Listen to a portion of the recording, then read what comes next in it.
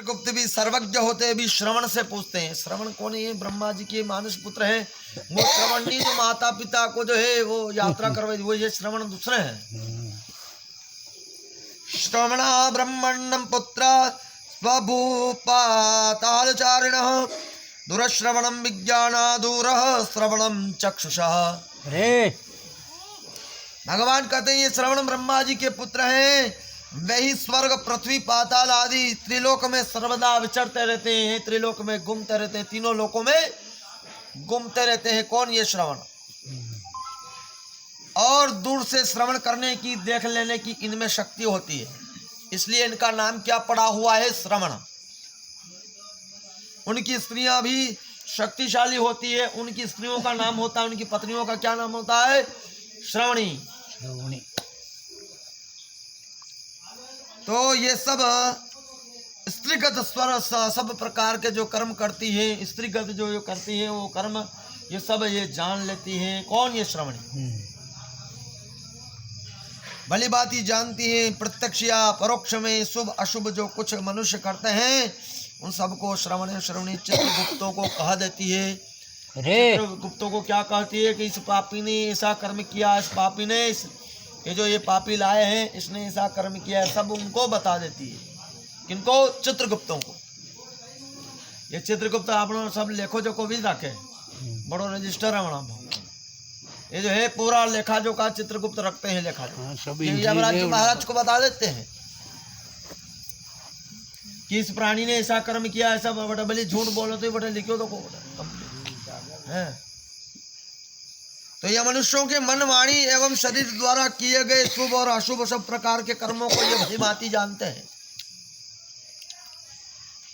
एवं तेषा शक्तिरस्ति मत्यमर्त्याधिकारिणम कथन्तिम नृणाणाम कर्म श्रवणाम सत्यवादिनः। मनुष्य तथा देवताओं पर पूरा अधिकार रखने वाले ब्रह्मराज जी के पुत्र श्रवण एवं उनकी स्त्रियों को पूर्ण सामर्थ्य, उनको शक्ति है कि वे सत्यवादी मनुष्य के बुरे भले कर्म जाकर जो है चित्रगुप्त को सुनावे। जो मनुष्य व्रत दान एवं सत्य पालन करके उन्हें संतुष्ट करता है तो श्रवण उस पर प्रसन्न होकर स्वर्ग मोक्ष प्रदान करते हैं। दान पुण्य करता है, व्रत करता है, सत्य का व्रत करता है तो ये श्रवण उनको मोक्ष प्रदान करते हैं। ऐसा बताया गया है शास्त्र के अंदर, गरुड़ पुराण के अंदर। पापिना पाप कर्माणि ज्ञात्वा ते सत्यवादिनः धर्मराज पुर प्रोक्ता जायन्तिम दुःखदायिनः। भगवान कहने लगे क्योंकि यही सत्यवादी श्रवण पापियों के पाप कर्म जाकर धर्मराज को बताते हैं और उनको दंड, उनको सजा दिलाते हैं। देखो, सूर्य, चंद्रमा, वायु, अग्नि, आकाश, पृथ्वी, जल, अंतरात्मा, मन, दिन, रात्रि, प्रातः, संध्या और सायं, धर्म, ये सभी मनुष्य के शुभ और अशुभ सब कर्मों को भली भांति ये जानते हैं। भले दिन में पाप करो, भले रात में करो, कहीं पर भी करो, पर लेकिन ये सब जो है जानते हैं। सूर्य चंद्रमा नहीं देखते हैं, भले रातें करो, नहीं भले रातें चोरी करने लाओ तो भी ये सूर्य चंद्रमा तो देख रहे हैं ना, सब भगवान तो देख रहे हैं चारों तरफ हैं। और यार मेरे को बेटा मेरे पे पाए पड़े तो यार मुँह रात लूंगा तुम कोई देख रही है, कोई देख रहे हो, कोई देख रही है भाई। 12 बजे बाद कौन है देखो पाए पड़ियो है यो यार, यो तो यार अपन लियाऊंगा, यो कलर नहीं की तो कोई के दुई मुंडा पे जो बात तो फिर लियाऊंगा इन्हें। और लेकिन वो चोरी करने वाले को भगवान जो है चारों तरफ जो है सूर्य चंद्रमा ये तो देख रहे हैं। वो जो है दंडने देख ले जो बात चीज जो है वो रातें नहीं छोड़े। तो कणी कणी की आदत तो ऐसी पड़ जानी, वो तो चोरी कर रहे, चोरी देखो चोर तो चोरी करेगा। तो इस प्रकार से कहा गया है कि पापात्मा, देखो ये जो भगवान परमपिता परमात्मा उन सभी प्राणियों को जो है चारों तरफ से है, इस संसार में रहने वाले, मृत्युलोक में रहने वाले जो भी पाप कर्म करते हैं, भगवान चारों तरफ से जो है परमपिता अपना सूर्य चंद्रमा तारे सभी को जो है एक स्वरूप के समान सभी को देख रहे हैं। कौन क्या कर रहा है? सब भगवान देख रहा है भाई, कौन क्या कर रहा है सभी भगवान देख रहे हैं। और पापात्मा यमराज के भयानक रूप को देखो। अब जो उस पापी को कहाँ यमराज के पास में जो उनके सम्मुख जो उसको प्रवेश करते हैं, उनको वहां पर ले जाते हैं उस पापी को। और यमराज जी महाराज अपना भयानक स्वरूप उस पापी को दिखाते हैं। तो यमराज जी महाराज बड़े महिष के ऊपर, महिष मतलब पाड़ो है, महिष पाड़े के ऊपर विराजमान और यमराज जी महाराज विराजमान है और शरीर बड़े विशाल शरीर वाले, हाथ में दंड लिए हैं, लोहे का, प्रलय काल के बादलों की गर्जना की भांति बोलते हैं, कज्जल गिरी के समान कांति वाले 32 भुजाधारी यमराज जी महाराज अपने सिंहासन पर विराजमान है। और उस पापी को जो है, वो पापी देखते ही यमराज जी महाराज को जो है वो कांपने लगता है, रोने लगता है। उनका विस्तार कितना 3 योजन तक फैला हुआ है यमराज जी महाराज का। पापी के समान देखो, पापी के समान बड़े बड़े लाल नेत्र, बड़े बड़े दाढ़ें, उनके जो विशाल स्वरूप उस पापी को दिखाते हैं। और भगवान कहने लगे सब प्रकार के ज्वर, रोग एवं मनुष्य आदि जो है मृत्यु के जो स्थान होते हैं, सभी प्रकार के मकान जो है वहां पर बने हुए हैं, अरे मनुष्यों के लिए, जो पापियों के लिए। और इनके अतिरिक्त यमराज के समान भयानक रूप वाले सारे यमदूत भी उनके पास में खड़े हुए हैं। किनके? यमराज जी महाराज के पास।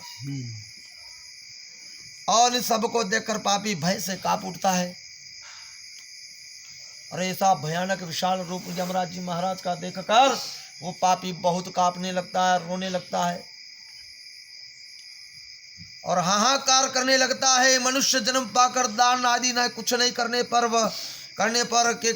के कारण पापात्मा कांप कर चिल्लाने लगता है।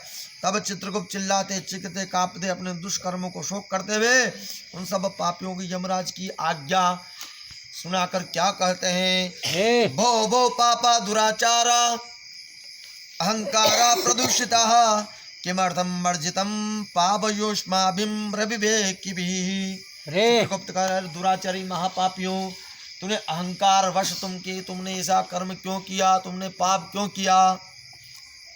दुष्ट स्वभाव होकर पापी रूप धन इकट्ठा करने में लगे रहे, तुमने कुछ नहीं किया, तुमने कुछ भगवान के निमित्त कुछ दान नहीं किया। अरे पापी, पाप करने वाले लोगों की संगति में पड़कर काम तथा क्रोध आदि से उत्पन्न कर्म किया जाए वही पापी है, महादुख देने वाला। ऐसा जानबूझकर मूर्खो तुमने ऐसा क्यों किया? किसने कहा? ये चित्रगुप्तों ने कहा। फिर तुमने प्रसन्नता से पाप किए, अतः जैसे तुम्हारे कर्म हैं, जैसे तुमने कर्म किए हैं वैसे ही तुम्हारे फल है। देखो, जैसा कर्म करोगे वैसा फल निश्चित रूप से मिलेगा। अरे कर्मों के फल अपन को भुगतना है। कल भी बताया था मैंने आपको, कर्म प्रधान कि कियो है कर्मों का फल निश्चित ही प्राणी को भोगना है। भले कतरे इलाज करा दो, कहीं भी करा दो, कुछ भी करा दो, पर लेकिन हाँ कियो है कर्मों का जतरा धन लिखा था कावेगा वही दुखने वरना भुगतना पड़ेगा। भले कतरो इलाज करे तो ठीक ही नहीं है। हाँ, तो उन्हें तुम्हारे किए हुए कर्मों का फल तुम भोगो। क्या कहा उन्होंने? कि किए हुए कर्मों का फल तुम भोगो और इन यातनाओं से अपना मुंह क्यों फेर रहे हो? चित्रगुप्तों ने, यमदूतों ने कहा भुगतनी पड़ेगा।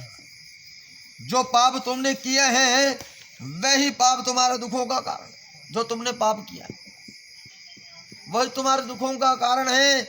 मूर्खे भी पंडिते वापि दरिद्र देवा श्रियान्विते सबले निर्बलम वापि समवर्ती यम स्मृता। देखो, चाहे मूर्ख पंडित हो, चाहे बलि कैसा भी हो, है निर्धन हो, धनी हो, बलवान हो, कसर भी हो, कैसा भी हो, यमराज जी महाराज भगवान तो सबके लिए समान है। पक्षपात की हंडे नहीं करनी चाहिए। तो भगवान परमपिता परमात्मा यमराज जी महाराज ये सभी के लिए समान है,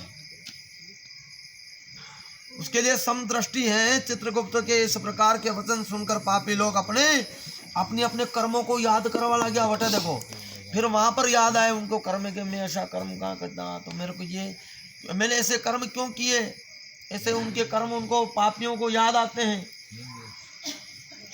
निश्चल अभी तो चुपचाप ठहर जाओ बेटे, भी कटे यमराज जी महाराज। धर्मराज भी सबको देह सबको चोर की भांति चुपचाप निश्चल ठहरा हुआ देखकर उनके पापों के अनुसार उनको दंड देते हैं, सजा देते हैं रे और आज्ञा करते हैं। तब वहां उपस्थित यमदूत निश्चय निर्भय होकर उन्हें खूब पीटते हैं, खूब मारे वना के डंडा लगा वना के यमराज जी महाराज की आज्ञा। और कहते हैं कि पापियों अत्यंत महाघोर नरकों में चलो। क्या कहा? अत्यंत महाघोर नरकों में चलो, तुमने जैसा कर्म किया उन नरक की यातना भोगो। तुम यम के आज्ञाकारी प्रचंड आदि यमदूत उन सभी पापियों को एक ही राशि में बांध ले जाओ, 2-3 एक ही यम पास में बांध कर जो है उनको यम मार्ग की तरफ उनको जो है नरकों की तरफ ले जाते हैं, अरे बांध कर ले चलते हैं। नरकों के पास एक बड़ा महाभयानक वृक्ष है जिसको हम बोलते हैं हेमरा को गोड़। हेमरा गोड़ में कतरा रोम रोम में कांटा है, तो उसको बोलते हैं शालमली नाम का वृक्ष। क्या बोलते हैं उसको? शालमली नाम का वृक्ष है। उसके रोम रोम में जटा हाथ लगाओ, जटी छब्बे आप हाथ लगाओगे कौन उनको।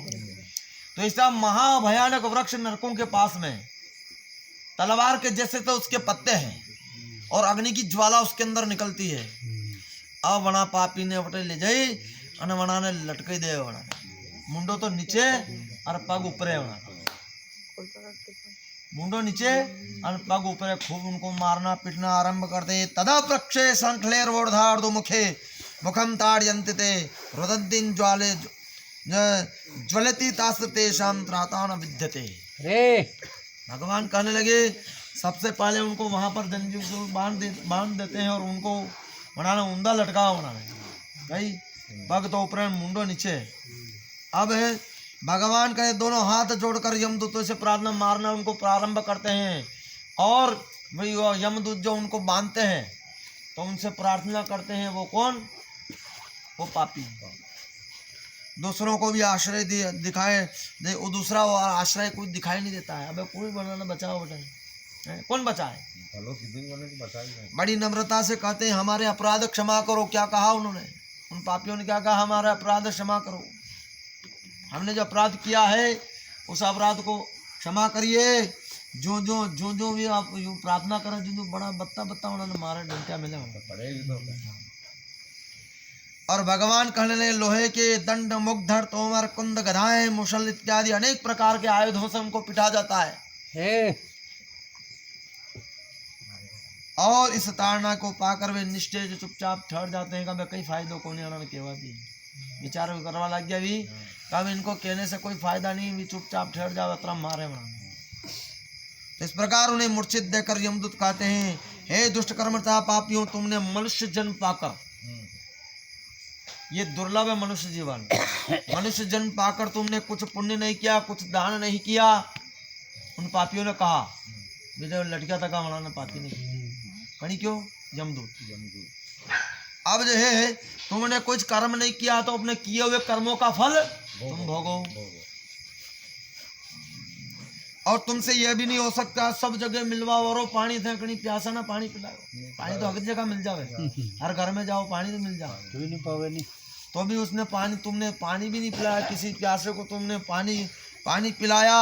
ग्रास दर्तम अपीनो दत्तम तम श्रयाया संशयोर बलिम नमस्कृता नाथि तयोनम कृतमम पितृतर्पणम। क्या कहा? और तो हो सकता है कि रोटी का एक टुकड़ा भी तुमने कुत्ते को नहीं डाला। क्या? रोटी का एक टुकड़ा, एक रोटी भी तुमने कुत्ते को नहीं डाली, एक रोटी भी तुमने गाय को नहीं दी। ये कट झटे लिखो तो एक नहीं है कि पहली रोटी गाय के लिए और कुत्ते के लिए है। तुमने एक रोटी का टुकड़ा भी तुमने कुत्ते को नहीं डाला, गाय को नहीं दिया, काक बलि नहीं की, कौवे के लिए तुमने नहीं किया, पितरों का तर्पण तुमने नहीं किया। कतरा हो रहा 16 सरा होला हरादा तो वना में हो रही हराद में धूप लगाना चाहो अपना लगाना चाहो तो आपने पितर अपनी आशा रखे। तो ये मरा हुआ प्राणी जो है यहाँ से चला गया तो ये अपने घर की वासना इसको झगड़ी रहती है। वो आत्मा लौट गया। हाँ, वो आत्मा जो है घर की वासना झगड़े रहती है, वो आस रखता है जब ये श्राद्ध पक्ष आते हैं तो है यहाँ पर अपने को धूप ध्यान उनके लिए करना चाहिए, उनको श्राद्ध पक्ष में लेना चाहिए, उनको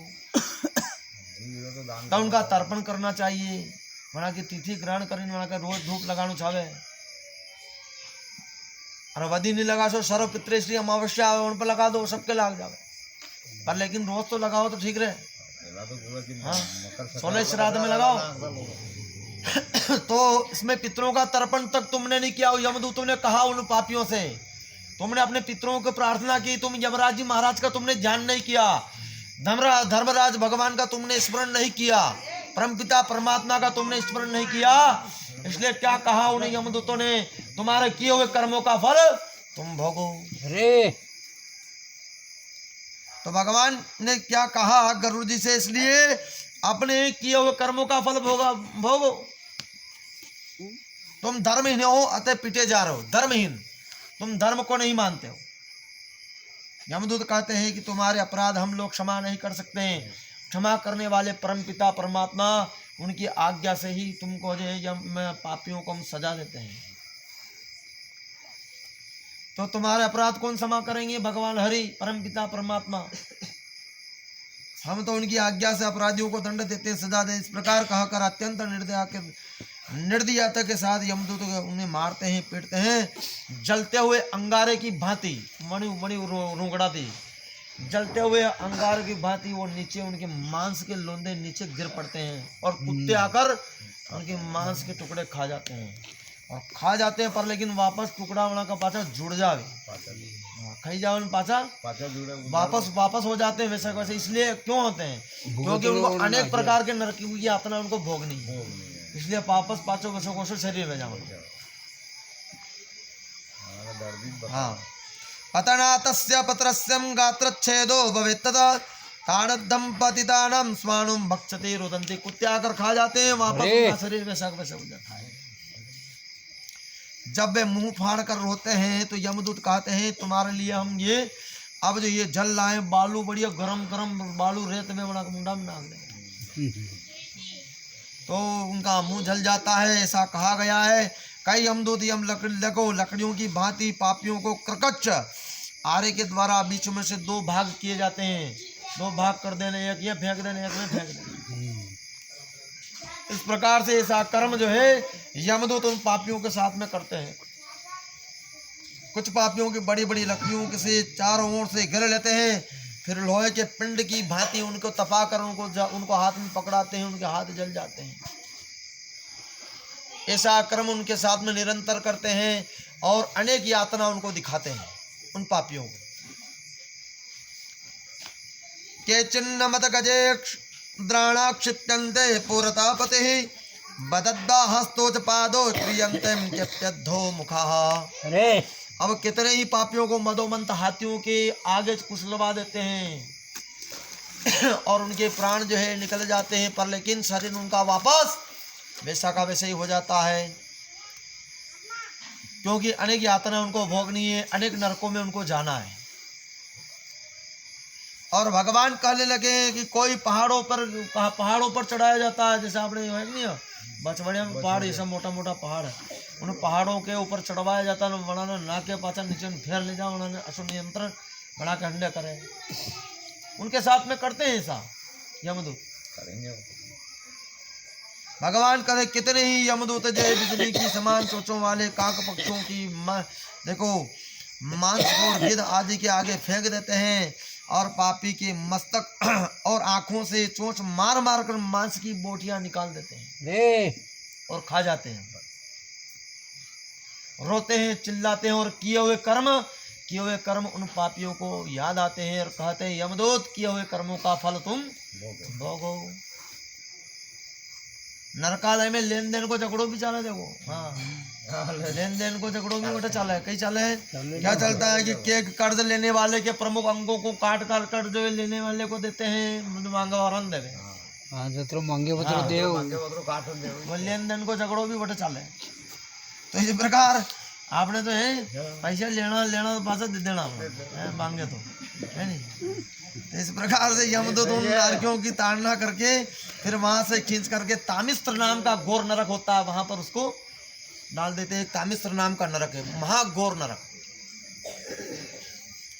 अब उन सालमनी वृक्ष के निकट भी बहुत से दुखों से युक्त नरक है।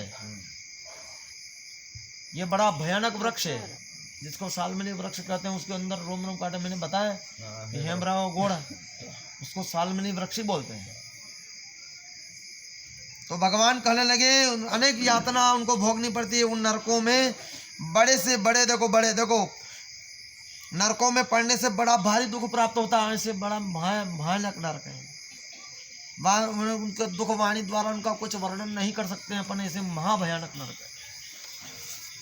तो गरुड़ कितने 84 लाख नरक है, कितने 84 लाख नरक में, उनमें भयानक मुख्य 21 नरक है। कतरा 21 नरक है। भगवान क्या कहने लगे उन 21 नरक में? तामिस्त्र, लोह शंख है, महारौरव, शालमली, रौरव, कुंडमल, कालसूत्रक, पतिम्रतिक, संघात, लोहितोद, समिस, संप्रदापन, महानिरय, कंकोल, संजीवन, ये महापत, ये जो है महापत, अविचि, अंधतामिस्त्र, कुंभिपाक, संप्रदापन, तपन, ये 21 नरक प्रमुख बताए हैं। अरे